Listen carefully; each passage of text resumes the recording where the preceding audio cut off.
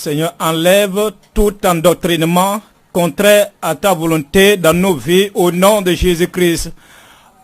Donne-nous l'abondance que tu as pour chacun de nous.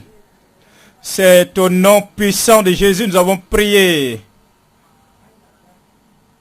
Nous sommes dans Psaume 73. Psaume 73, verset 1. Psaume 73, verset 1. Oui, Dieu est bon pour Israël, pour ceux qui ont le cœur pur. Toutefois, mon pied allait fléchir, mes pas étaient sur le point de glisser. Dieu est bon en toutes circonstances, en toute génération. Dieu est bon.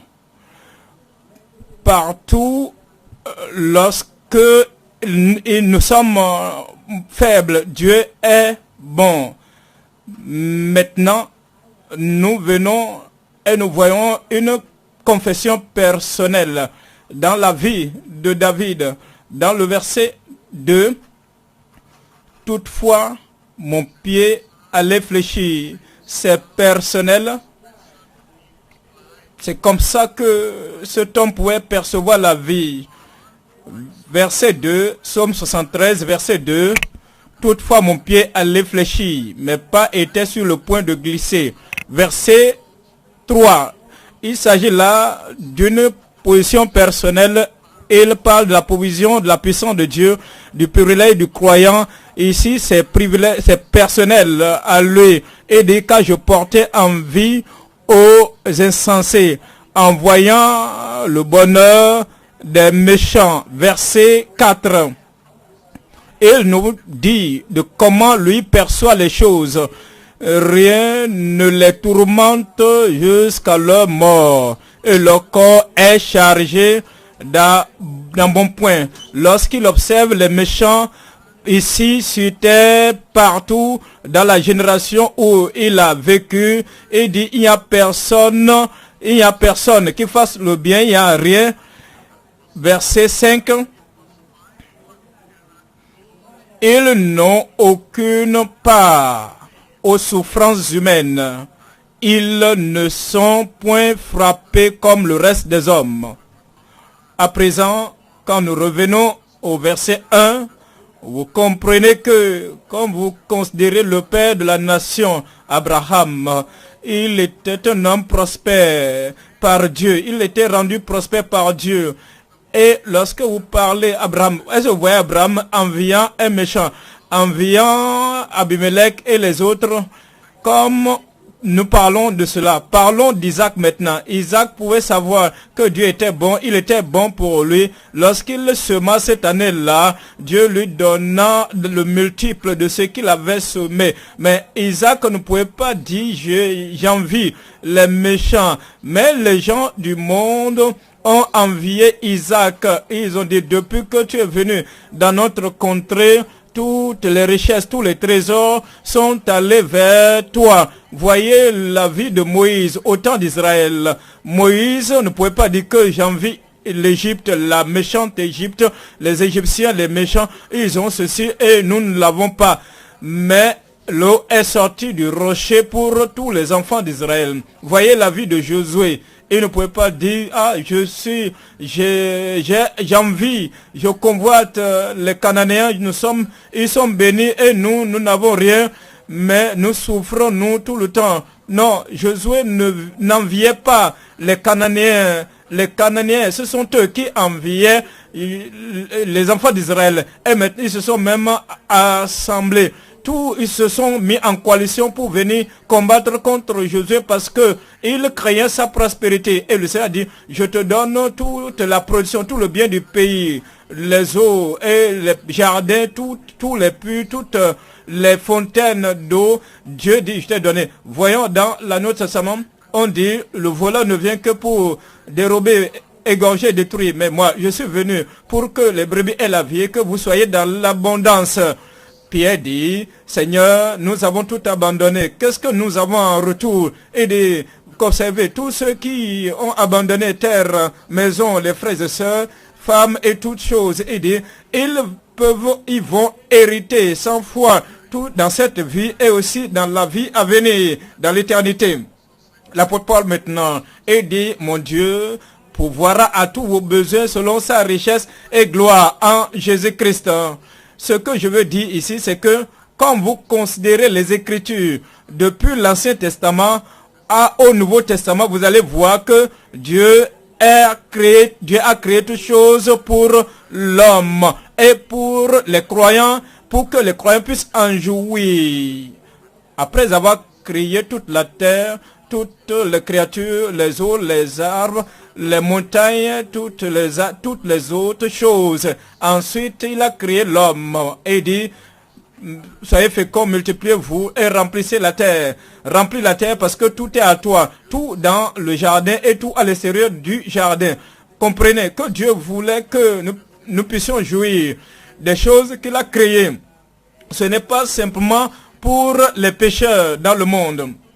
Aujourd'hui, nous considérons le message titré « La prospérité désirable du juste ». La prospérité désirable du juste. Nous lisons à partir de Psaume 35, verset 27. Psaume 35, verset 27. Qu'ils aient de l'allégresse. Qu'ils aient de l'allégresse, qu'ils ne soient pas dans la détresse, dans la honte, mais qu'ils aient de l'allégresse et de la joie. Ceux qui prennent plaisir à mon innocence et que sans cesse ils disent, exalté soit l'Éternel, qui veut la paix de son serviteur. Exalté soit l'Éternel. La joie, l'allégresse, Dieu trouve plaisir dans la prospérité de ses serviteurs. Dieu trouve plaisir. Il a la joie de voir ses serviteurs être prospères. Il a fait la provision pour la prospérité de ses serviteurs. Ce message, nous allons le considérer sous 3 points. Point numéro 1, c'est croire et obéir aux lois de la prospérité promise. Nous pouvons voir qu'il y a les lois qui gouvernent toutes choses. En réalité, lorsque Dieu a créé Adam et Ève, tout était disponible. Il leur a donné la loi. La loi, cultiver la terre et assujettissez, cultive le jardin. Ils devaient cultiver. Il leur a donné la loi afin que la prospérité qu'il leur a donnée puisse rester avec eux pour toujours. Vous allez comprendre les lois de la prospérité et vous allez y croire en ces lois. Vous allez obéir aux lois de la prospérité. En cette vie, à partir d'aujourd'hui, la prospérité commencera dans votre vie. Croire et obéir aux lois de la prospérité promise. Deuxième point, c'est croire. Deuxième point, c'est bâtir dans la sournoiserie, tout en travaillant pour la prospérité périssable. Vous voyez les incroyants, ce qui se passe avec eux, ils comprennent les lois de la prospérité. Et ces lois opèrent pour tout le monde. Vous voyez, par exemple, si j'ai un objet dans ma main et que je jette cet objet en haut, cet objet reviendra à terre. Pourquoi? Pas parce que je suis un croyant, pas parce que je suis sanctifié, pas parce que je suis saint, mais à cause de cette loi qui est en opération. Si un homme méchant jette une pierre en haut, cette pierre reviendra à terre. Pourquoi? Pas parce qu'il est méchant, pas parce qu'il est injuste, pas parce qu'il a de la magie, mais parce que à cause de cette loi de la gravité. Si vous savez comment faire voler un avion et que vous allez dans la cabine de l'avion et vous faites ce qu'il faut faire, vous appuyez le bouton qu'il faut appuyer et vous suivez les lois de l'aviation, vous allez faire voler l'avion. Pas parce que vous êtes né de nouveau, mais à cause des lois. Si un incroyant se met dans cette cabine de l'avion et applique les lois de l'aviation, de l'aéronautique, il fera voler l'avion, pas parce qu'il est méchant, mais parce qu'il a obéi à cette loi. Si vous obtenez des hectares de terre et que vous semez de manière appropriée en une saison convenable, les choses vont produire, vont germer et vous aurez la bonne moisson, vous allez récolter et vous allez voir que vous avez prospéré. Pas parce que vous êtes né de nouveau, mais c'est pas parce que ce n'est pas parce que vous n'êtes pas né de nouveau, mais parce que vous avez suivi la loi de semer et de moissonner.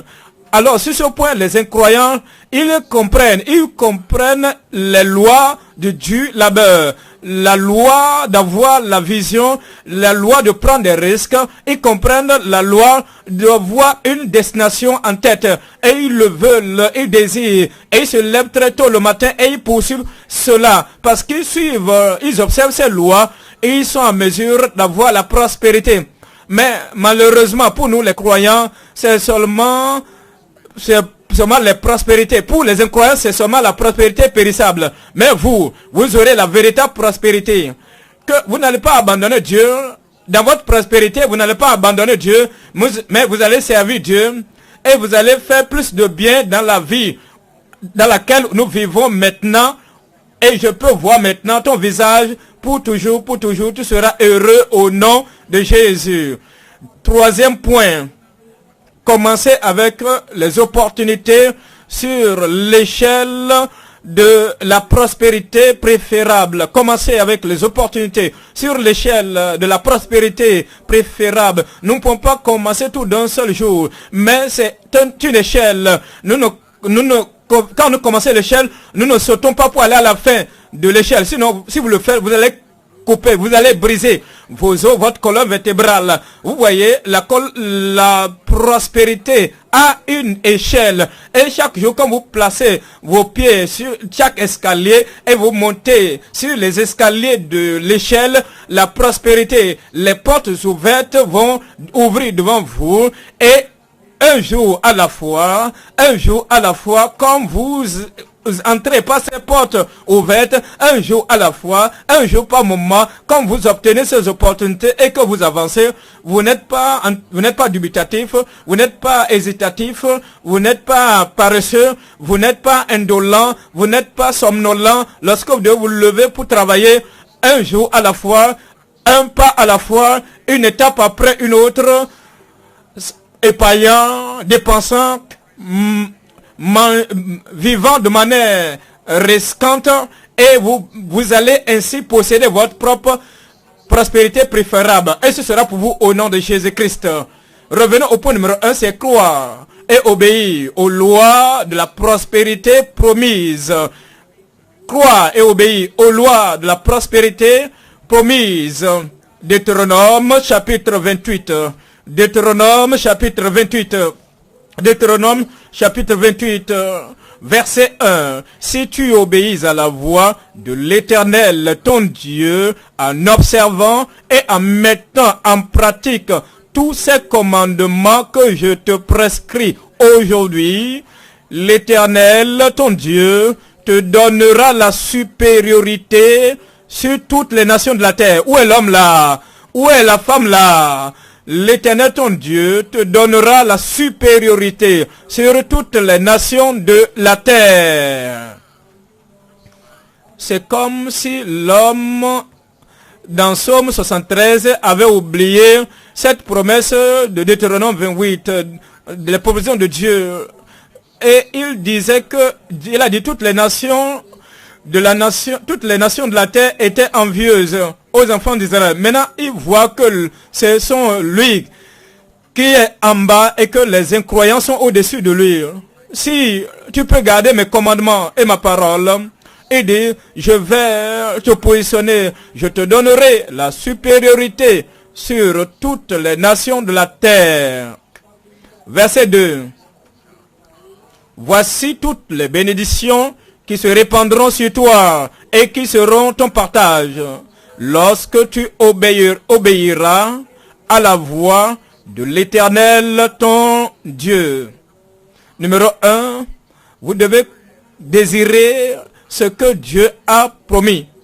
Si vous dites, tout va bien pour moi, j'accepte ma situation, ma condition, lorsque j'irai au ciel, je serai heureux, je ne suis pas heureux maintenant, je ne peux pas payer les frais de scolarité maintenant, je ne peux pas payer mon loyer maintenant, mais Dieu merci, il y a les croyants qui sont vraiment charitables, ils m'aident, tout va bien pour moi. Si tu dis ça va bien pour toi, si tu te sens à l'aise comme ça, rien ne se passera, mais il doit y avoir un désir dans votre cœur dans le cœur, avoir le désirer être possesseur de tout ce que Dieu a promis pour vous. Deuxième chose, c'est que vous devez vous renseigner, vous enquérir des lois de la prospérité. Quelles sont ces lois de la prospérité? Quels sont ces principes que Dieu a donnés à ses enfants? Comment puis-je entrer dans le flot du succès, de la prospérité que le Seigneur a pourvu pour moi? Troisième chose, c'est que nous devons acquérir. Vous enquérez et vous acquérez.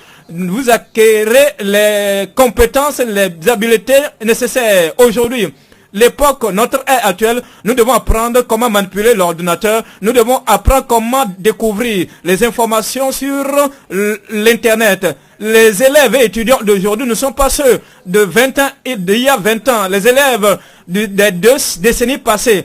Mais avant de fouiller, de faire des recherches, c'était dans la bibliothèque. Mais maintenant, aujourd'hui, ils étudient, ils cherchent les informations. Mais la manière dont les enfants, les professeurs leur donnent des leçons, ce n'est pas la même manière. Si vous n'obtenez pas les capacités, les compétences de comment opérer comment manipuler telle ou telle chose, vous serez laissé pour compte, j'allais dire. Alors que les promesses de Dieu sont là pour vous. Tu ne vas pas dire, je vais regarder, m'observer. Ce sont là les incroyants, c'est eux ça. C'est eux, ça, les élèves, les étudiants croyants, ils sont les majeurs, les premiers dans l'école, dans l'université. Bon, moi, je vais seulement être avec le Seigneur. Non, tu dois désirer cela. Parce que le Seigneur a dit que vous serez la tête et non la queue. Je ne serai pas la queue. Je dis, je ne serai pas la queue. Je ne serai pas la queue. Maintenant, vous admirez. Vous vous regardez vous-même. Si vous étiez capable d'avoir un véhicule personnel, si vous êtes capable d'avoir une maison personnelle, si vous êtes capable d'éduquer vos enfants, si vous êtes capable d'apporter la nourriture à la table chaque fois, comment cela est-il possible? Vois-toi comme cet individu-là a cette image dans ta tête et admire cette image. C'est alors que cela vient de l'intérieur. Celui qui manque, celui qui traîne les pas en arrière, celui qui ne peut pas avancer, c'est à partir de son cœur. Quelqu'un qui ne peut rien produire, c'est à partir de son cœur. Mais vous admirez là où vous pouvez aller. Lorsque vous atteignez ce point, parce que vous allez atteindre ce point-là. Et vous dites, lorsque je vais atteindre ce niveau, c'est ce que je vais atteindre. Et j'admire être à ce niveau. J'admire me voir réussir. J'admire me voir prospérer. J'admire me voir être capable d'aider, d'être un bienfaiteur des autres. Maintenant, vous allez exiger des choses de vous-même. Exiger des choses de vous-même. Vous parlez à votre âme. Mon âme, lève-toi le matin. Vous parlez à votre âme.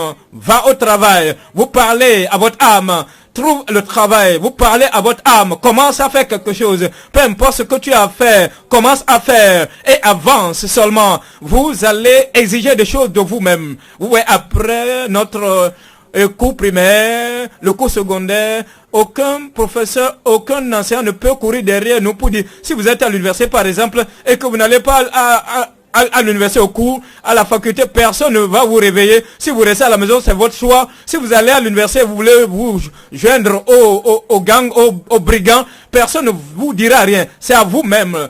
C'est à vous-même d'être le gendarme de vous-même. Vous allez vous réveiller vous-même. Vous allez vous susciter vous-même pour dire, j'irai. Lorsque vous sortez de l'université, personne ne va vous suivre pour dire, lève-toi, fais ceci, fais ceci. Si tu décides de continuer à dormir jusqu'à X heures le matin, ce serait ton choix, ce sera vraiment ta bataille de vie. C'est à toi d'exiger cela de toi-même pour dire cette bénédiction de Dieu que le Seigneur m'a promise, qu'il a pourvu pour moi. Moi, je vais l'acquérir, je vais l'obtenir. Je vais quitter de derrière la queue, de derrière la queue pour aller à la tête. C'est ce que j'exige de moi-même et je vais le faire. Je n'entends pas mon peuple, je dis je le ferai. Ensuite, vous transpirez. Vous êtes prêt maintenant à transpirer. Ouais, cela va exiger de la sueur de votre foi. Tu mangeras à la sueur de ton front. Vous n'avez pas peur de votre transpiration, de votre sueur. Vous n'avez pas peur d'être fatigué. Vous n'avez pas peur de sortir le matin et ensuite de sortir pour aller transpirer là-bas au champ. Transpirer là-bas. Remuez votre méninge. Remuez votre méninge, votre cerveau. Si vous ne remuez pas votre méninge, ce cerveau va dormir. Par exemple, voyez ma main droite. Est-ce que vous me regardez en haut là-bas? Est-ce que vous voyez? Voyez ma main droite. Si je suspends cette main en l'air et que rien n'est mauvais avec cette main n'a rien de mal, la main n'est pas malade et je garde cette main suspendue une semaine, un mois, je ne rabaisse pas, je ne tends pas la main, je ne tends pas ma main. Et on demande, frère, qu'est-ce qui se passe avec ton bras? Je veux juste que cette main se repose et que ce bras se repose et que je suspends ce bras-là pendant 3 mois. Et après 3 mois, quand je vais enlever les bandes pour pouvoir vraiment redresser cette main, ce serait impossible parce qu'elle est restée là, croisée, elle est dormante, elle est inutile, elle est déjà morte. La même chose se passe avec notre cerveau. Vous avez un cerveau. Combien d'entre vous avez le cerveau? Mettez en fonction le cerveau. Remuez le cerveau. C'est là la transpiration, la sueur. Et ensuite, vous inspirez. Lorsque les hommes vous regardent, vous êtes quelqu'un qui réalise des objectifs. Quand quelqu'un vous regarde, vous êtes un visionnaire. Quand les hommes vous regardent, vous êtes en train d'avancer spirituellement, vous êtes au top. Matériellement, vous êtes au top. Professionnellement, vous êtes au sommet. Et dans tous les domaines de votre vie, il n'y a pas aucun os en vous n'est faible, tout est fort, tout est au point en vous. Votre vie va inspirer d'autres personnes. Et si ils vont se dire, si tel ou tel peut le faire, moi aussi je peux le faire. Deutéronome chapitre 28 verset 8. Deutéronome chapitre 28 verset 8. L'Éternel ordonnera à la bénédiction d'être avec toi dans tes greniers et dans toutes tes entreprises. Et dans toutes tes entreprises, tu dois étendre ta main, tu dois faire sortir ta main. Dans toutes tes entreprises, il te bénira dans le pays que l'Éternel, ton Dieu, te donne. Il te bénira dans le pays que l'Éternel, ton Dieu, te donne. Donnez-moi un bon amen. Verset 12. L'Éternel, ton Dieu, t'ouvrira son bon trésor, le ciel, pour envoyer à ton pays la pluie en son temps, et pour bénir tout le travail de terre, et pour bénir tout le travail de tes mains. Un croyant doit avoir un travail entre les mains, et c'est ce travail que vous faites. Si c'est petit, travaille là. Si c'est petit, si c'est pas ce que tu attends, commence par là. Commencez par là. Oui, je suis un grand diplômé. Voilà le seul travail que je peux faire. Commencez par là. L'Éternel, ton Dieu, bénira le travail de tes mains. Tu prêteras à beaucoup de nations. Voici, est-ce que c'est un type d'amen? C'est le type d'amen que vous avez à donner. Tu prêteras à beaucoup de nations et tu n'emprunteras point. Job chapitre 22. Job 32. Job 22, 22. Job 22, 22. Reçois de sa bouche l'instruction et mets dans ton cœur ses paroles. Tu seras rétabli si tu reviens au Tout-Puissant. Je vous en supplie, Dieu a créé le monde et qu'il a mis le monde à fonctionner selon les lois.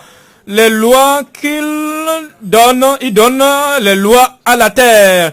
Et la loi fonctionne, la terre, j'allais dire, fonctionne, opère selon cette loi. C'est pourquoi vous avez la nuit, vous avez le jour. C'est pourquoi vous avez 16 jours pendant une année. C'est pourquoi vous avez de manière régulière janvier. C'est pourquoi vous avez tous les mois de manière régulière. C'est pourquoi vous avez les saisons. La saison sèche et la saison pluvieuse.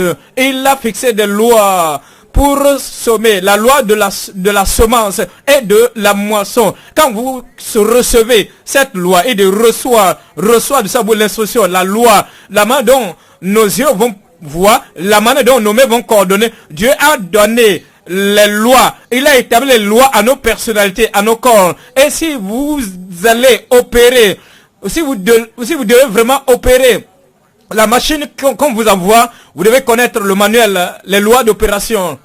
Peut-être vous avez un véhicule qui vient avec le manuel d'opération et vous ne lisez jamais le manuel opératoire et que vous conduisez votre véhicule. Parfois, votre frein est allumé, votre frein est activé et parfois vous demandez pourquoi le véhicule là bouge comme ça. Vous avancez mais le véhicule vous amène en arrière. Vous appuyez vos pieds sur l'accélérateur mais rien ne bouge. Tout est au ralenti et ça fait du bruit. Et le véhicule ne fonctionne pas correctement.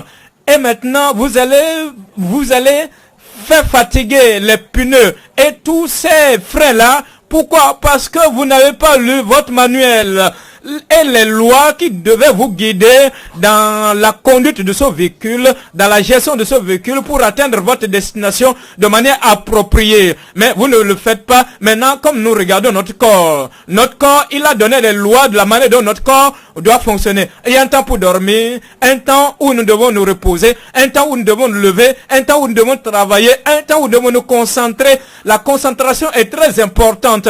Comment faire progresser? Maintenant, si vous ne marquez pas, si vous n'observez pas toutes ces lois, finalement vous allez dire, je ne sais pas ce qui m'arrive, je regarde les incroyants, regarde dans le monde, eux ils prospèrent seulement.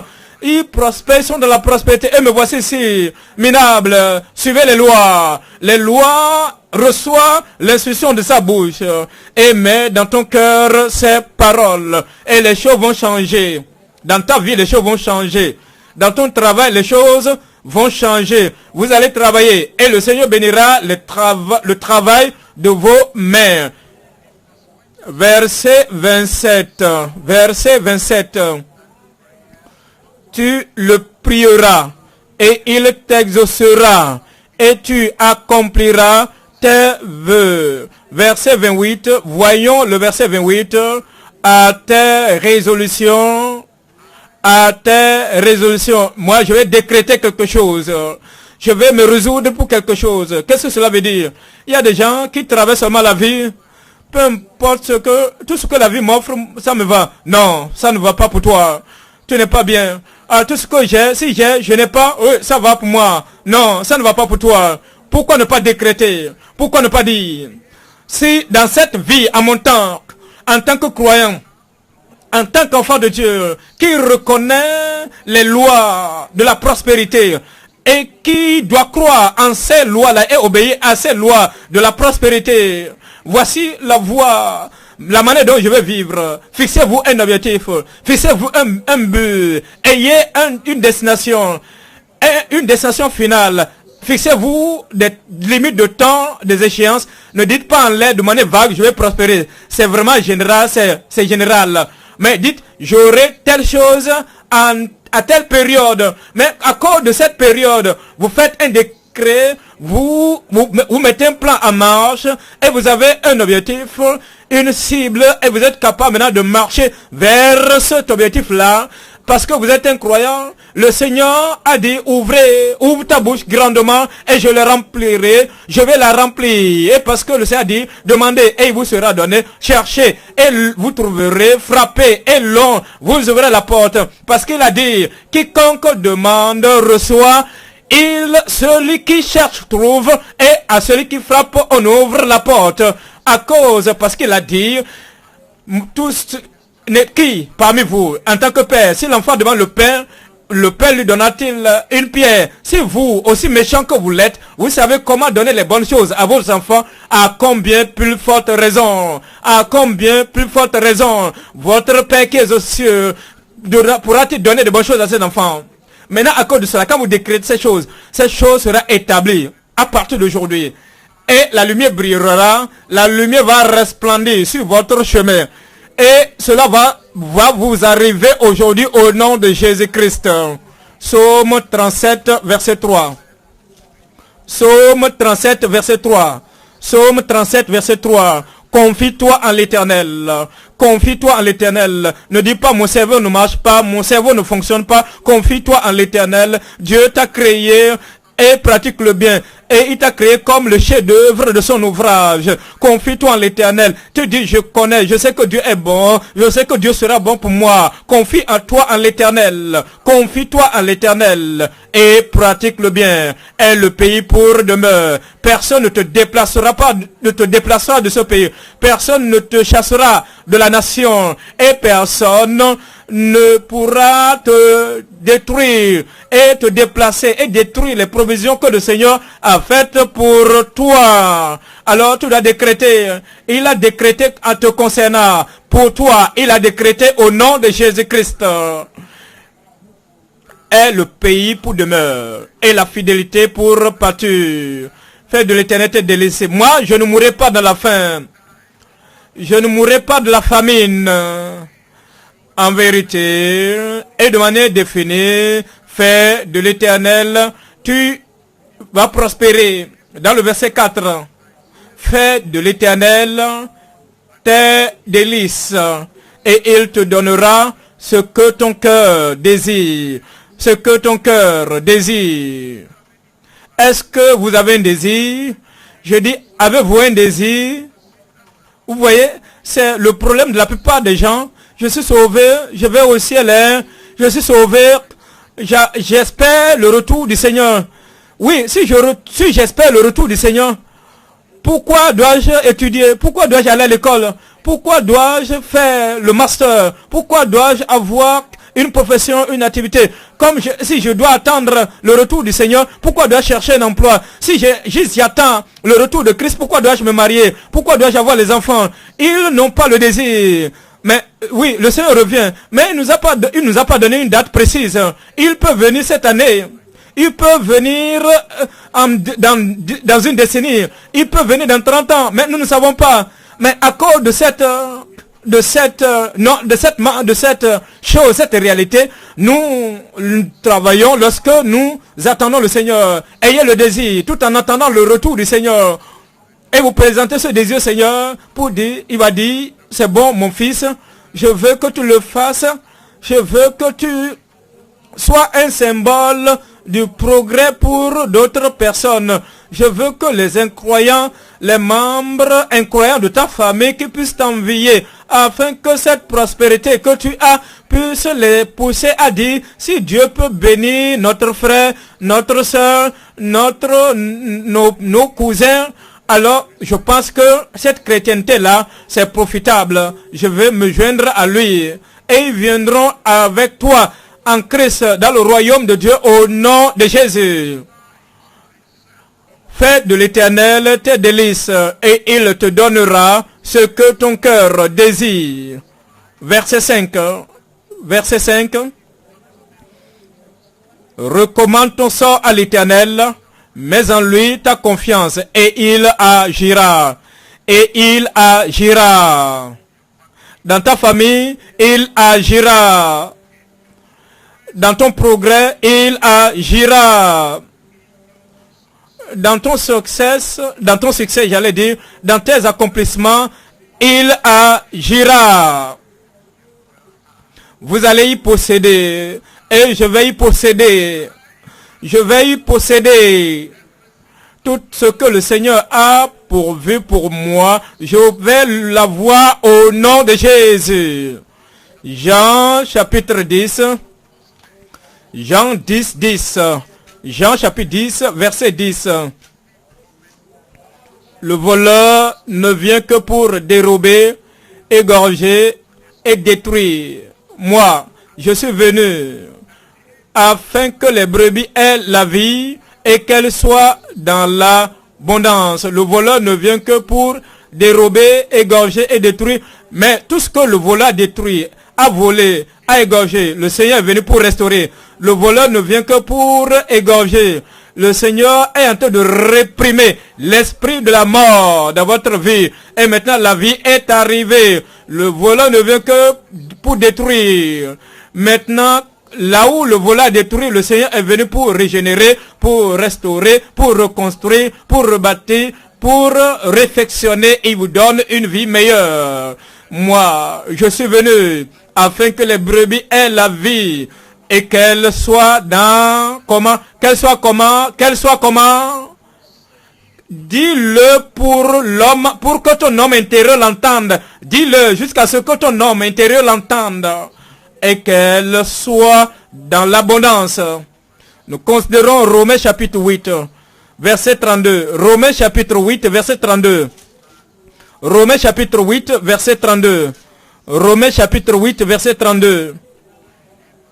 Lui, qui n'a point épargné son propre fils, mais qui l'a livré pour nous tous.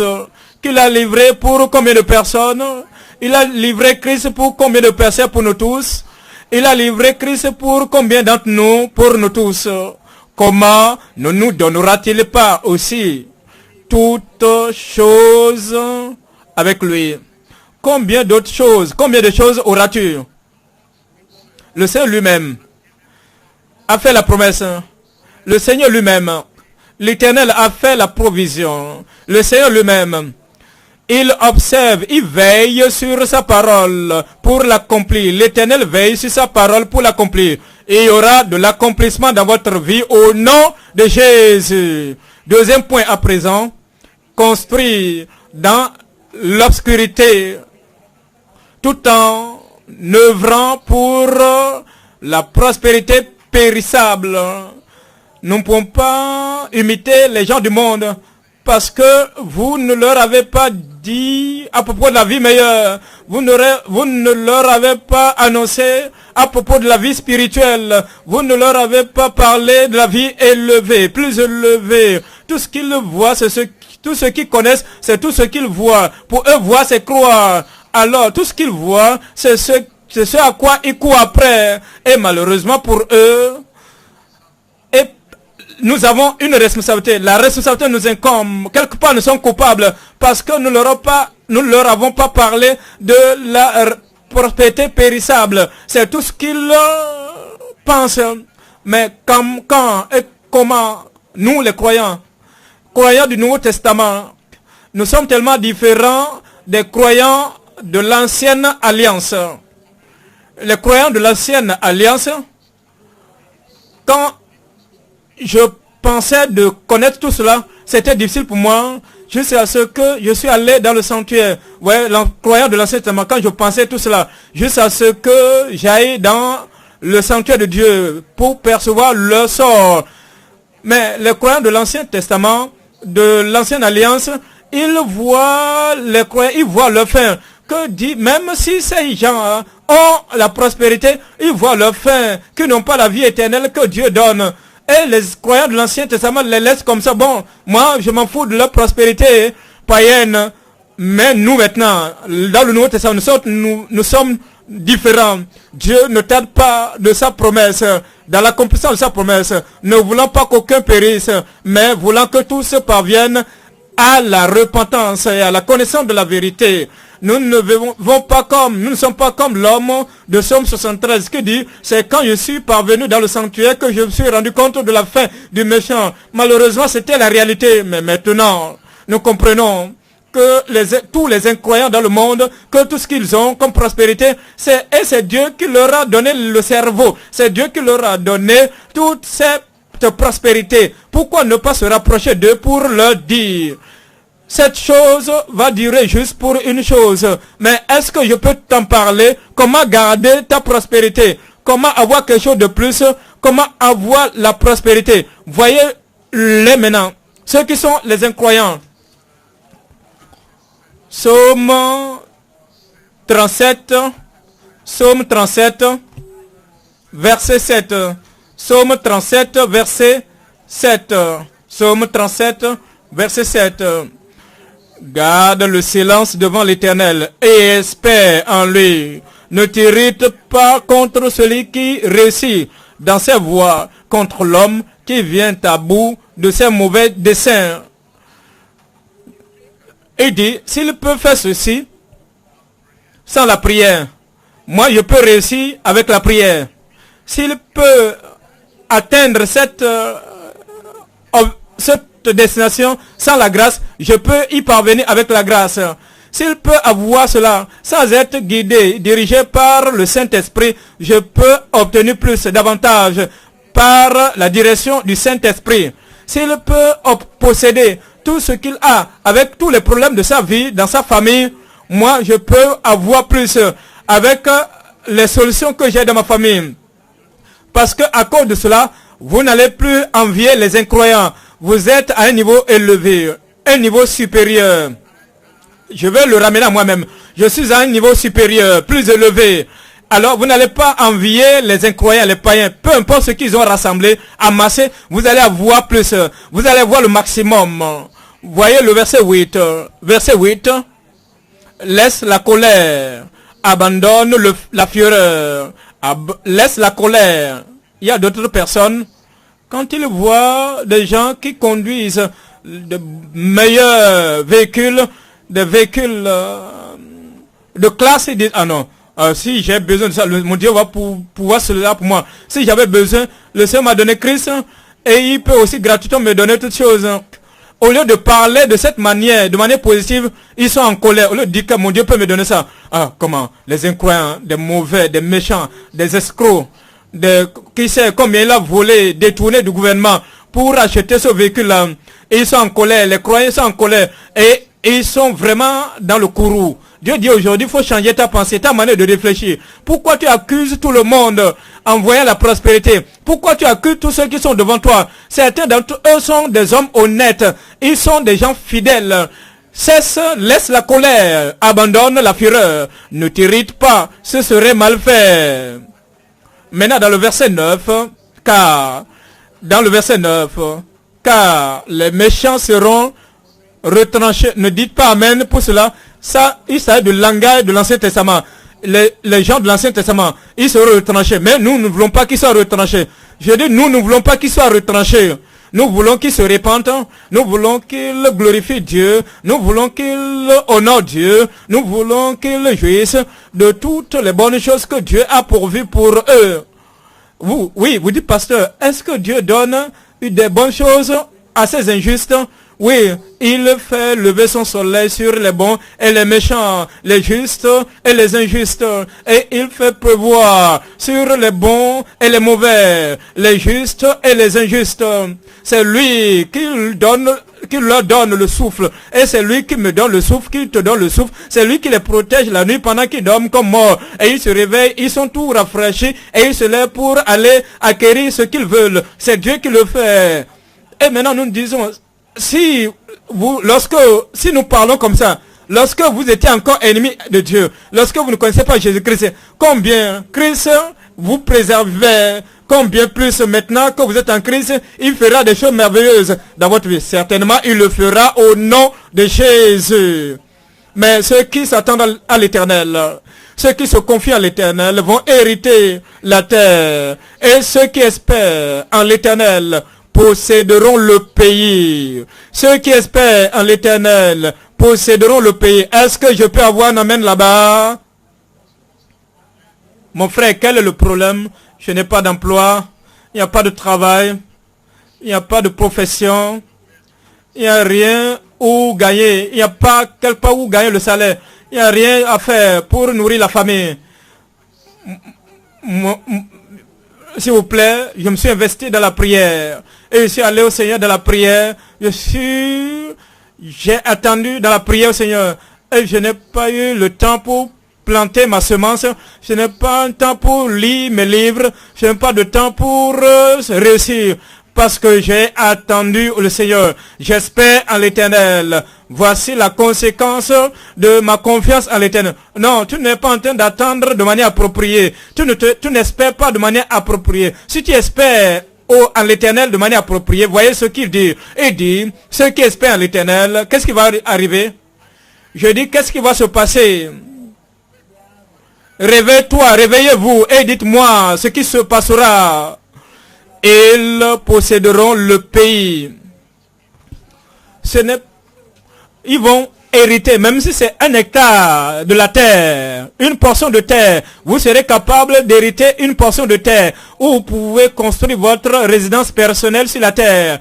Vous serez capable de posséder les moissons de la terre afin de pouvoir vous nourrir, de nourrir votre famille. Et vous serez capable de posséder toutes les provisions du Seigneur.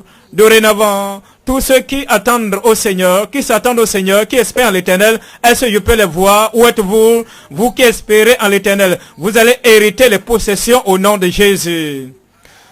Maintenant, avec cela, vous allez pouvoir avoir toutes les bonnes productions, les bonnes choses de la terre. Et vous allez continuer de servir le Seigneur. Vous serez en bonne santé. Donnez-moi un bon amen.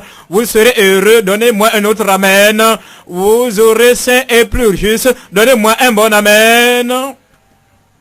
Votre vie sera une vie accomplie au nom de Jésus. Deuxième point maintenant. Deuxième point à présent. Commencez avec des opportunités sur l'échelle de la prospérité préférable. La prospérité préférable. Quel genre de prospérité s'agit-il? 3 Jean, j'allais dire.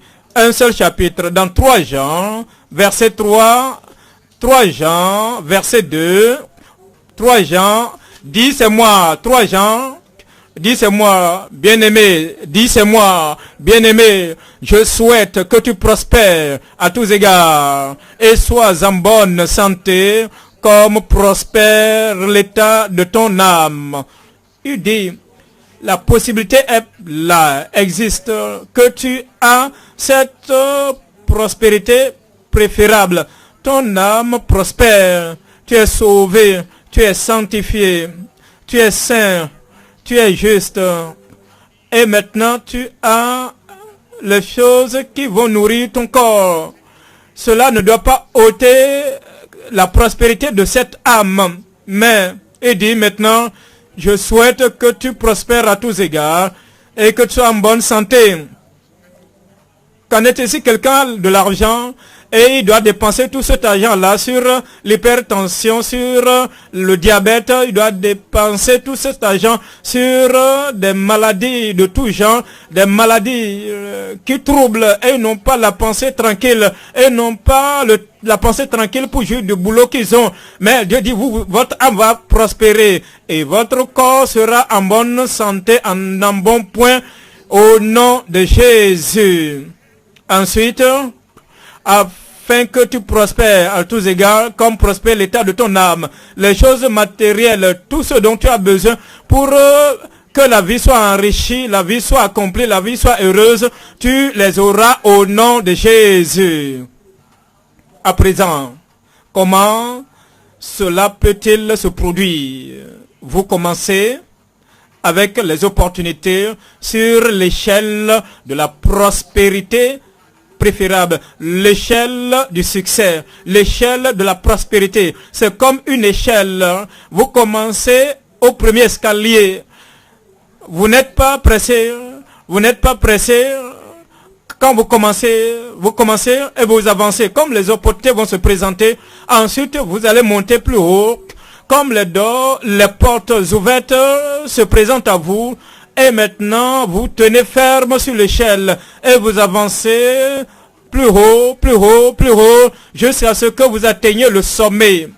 Et vous regardez maintenant en bas le fond de l'échelle et vous allez oublier toutes les privations, les manquements du passé, toutes ces misères du passé ne pourront pas monter avec vous sur l'échelle. Comment allons-nous commencer? Nous commençons comme nous montons l'échelle de la prospérité préférable. Nous commençons à partir de Job. Job chapitre 8, verset 6. Job chapitre 8.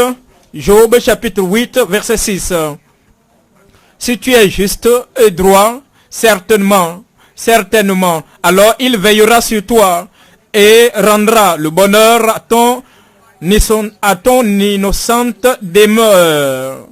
Il rendra le bonheur à ton innocente demeure. Tu n'as pas entendu ceci pour dire amen. Verset 7. Ton ancienne prospérité semblera peu de choses. Lorsque tu as commencé au bas de l'échelle, ce serait comme votre prospérité ne semble être rien. Ne méprisez pas, ne négligez pas les jours de faible commencement. Peu importe ce que vous avez utilisé cela, dites, je viens juste de commencer et je vais commencer avec ceci, je commence avec peu. Je ne dis pas que je serai comme cet homme-là, ce milliardaire, cet homme qui est dans l'affaire il y a 20 ans, je vais atteindre son niveau maintenant. Va doucement, non. Vous commencez avec ce que vous avez. Oui, bien que vous ayez commencé faiblement, mais votre demeure sera plus grande. Votre prospérité sera plus grande. Voyons et fortifiez-vous dans le Seigneur. Comme vous commencez avec ces petites choses au bas de l'échelle, fortifiez-vous que vos mains ne faiblissent point. À ce commencement, ne regardez pas en arrière, ne murmurez pas ce que j'ai après tant d'années d'études. Faites-le et ne permettez pas à ce que vos mains s'affaiblissent. Mais parce que vos œuvres seront récompensées. Il y aura un salaire pour vos œuvres. Quand vous êtes occupés à faire ces choses, comme au commencement qui semble être rien, le Seigneur récompensera tous vos efforts au nom de Jésus. Psaume chapitre 104, verset 23. Psaume 104, verset 23 et 24. L'homme sort pour se rendre à son ouvrage et à son travail jusqu'au soir. Quand vous avez quelque chose à faire, quand vous trouvez quelque chose à faire, faites en sorte que vous êtes diligent. Quand vous levez le matin, il n'y a pas un professeur, un enseignant, comme un coach, un entraîneur, ne pourra venir chez vous pour dire, ah, lève-toi, pourquoi ne te réveilles pas toi? Non, c'est à toi de prendre la décision pour dire, comme je suis en train de monter l'échelle de la prospérité, maintenant, je vais à mon travail, je sors pour me rendre à mon ouvrage, et je vais m'y pencher, je vais rester là, jusqu'au temps de la clôture. Verset 24. Que tes œuvres sont en grand nombre. Que tes œuvres sont en grand nombre, ô Éternel. Tu les as toutes faites avec sagesse. La terre est remplie de tes biens. Quand vous travaillez tous les jours, vous aurez votre propre portion des richesses au nom de Jésus. Ecclésiaste chapitre 9, verset 10. Ecclésiaste chapitre 9, verset 10. Ecclésiaste chapitre 9, verset 10. Tout ce que ta main trouve à faire, ne te plains pas, ne dis pas ceci c'est petit, ne dis pas que je n'aime pas mon travail.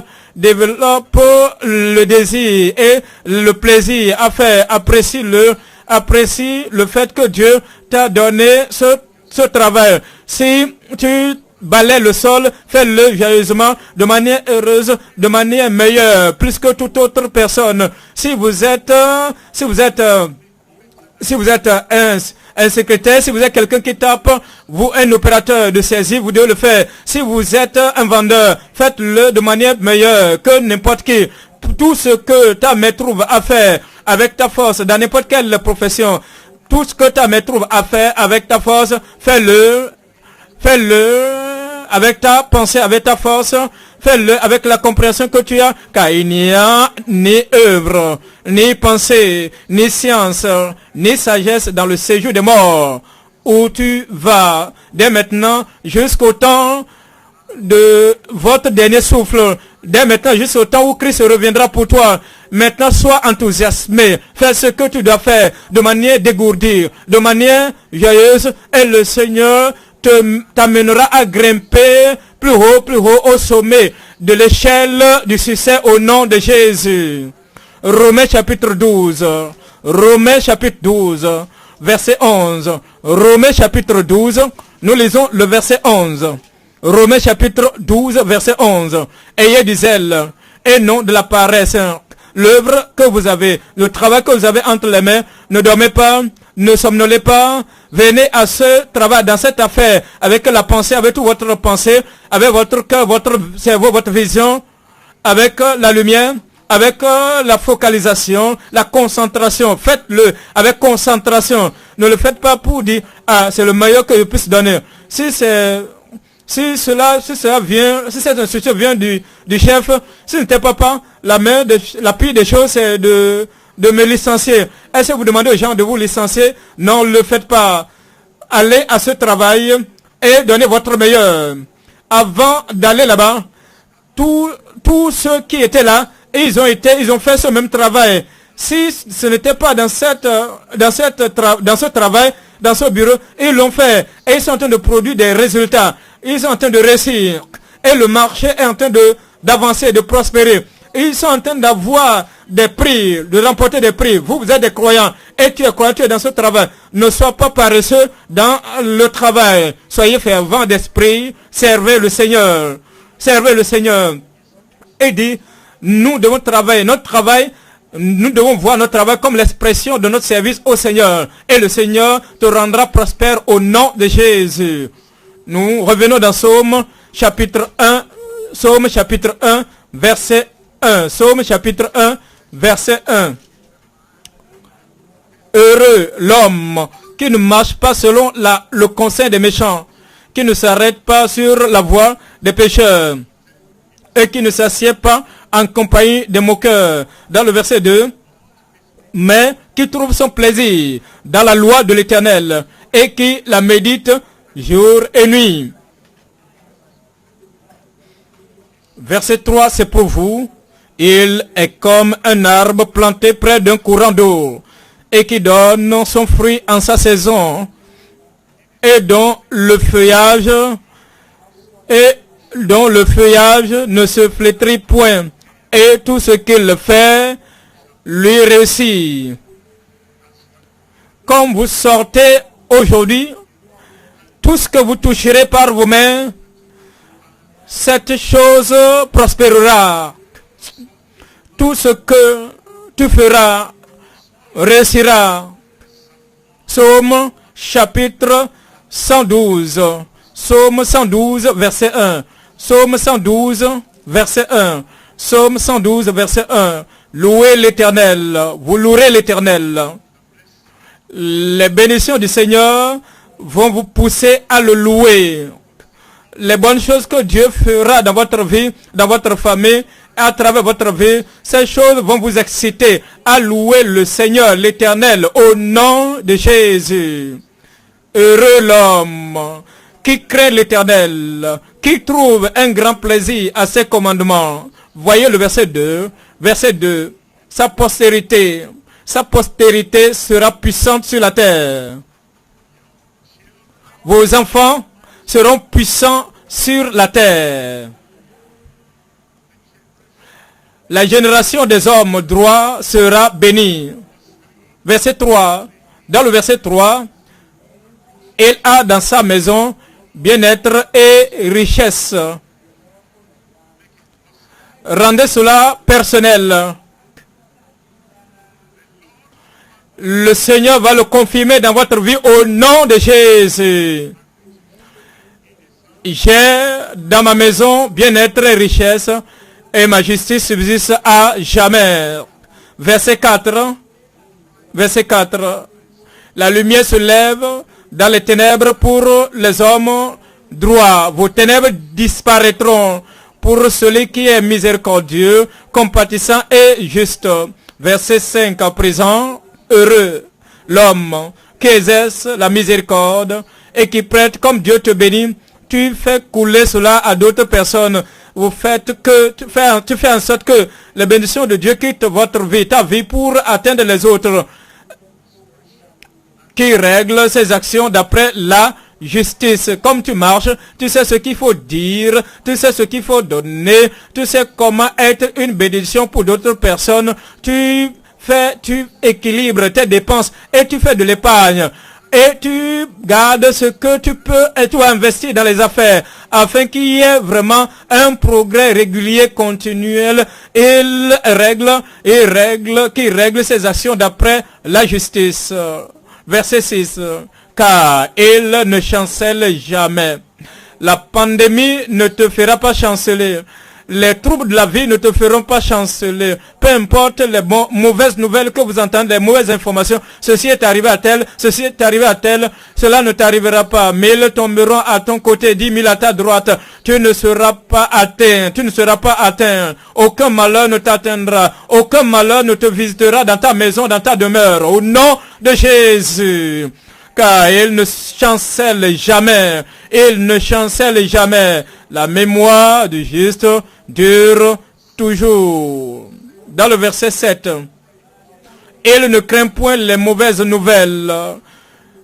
C'est un homme paresseux qui dira, ah, il y a un lion sur la voie, hein. Il y a un lion, je ne peux pas sortir. Il y a un danger sur la voie, sur le chemin, je ne pourrai pas sortir. Il y a tellement de pression, je ne peux pas faire ceci.